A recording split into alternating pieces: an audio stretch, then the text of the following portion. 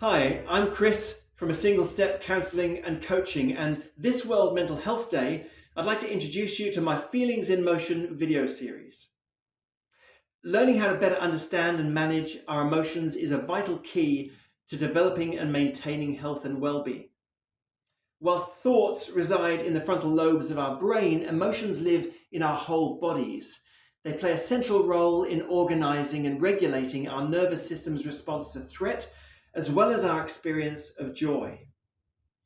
There are heaps of reasons for our becoming disconnected from our emotions or never even learning to understand them in the first place. Many of us grew up with messages that the expression of certain emotions was just not okay. This can even be gendered, with girls being taught that anger is unattractive and boys taught that emotional vulnerability is a sign of weakness. As children, our brains are superpowered to learn, and as animals, we're wired for survival. So if we believe that the expression of a particular emotion will mean losing the love or approval of a parent or the acceptance of our peers, we're really good at burying that emotion. And the more we make a habit of bottling up an emotion, the more that becomes a default unconscious behavior.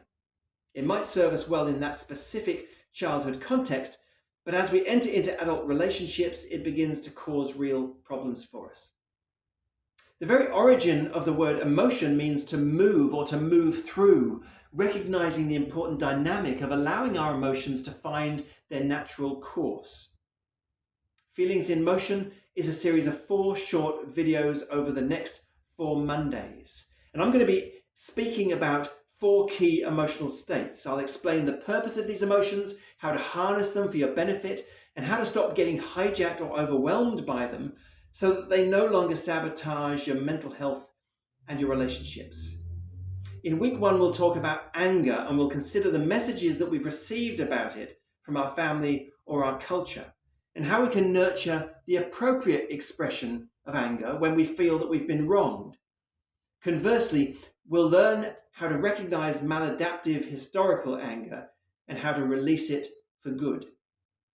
Week 2 will cover fear and anxiety, and we'll listen to our bodies rather than dismiss them, to understand what anxiety is trying to tell us so that we can become more attuned to our nervous system and bring greater calm into our lives.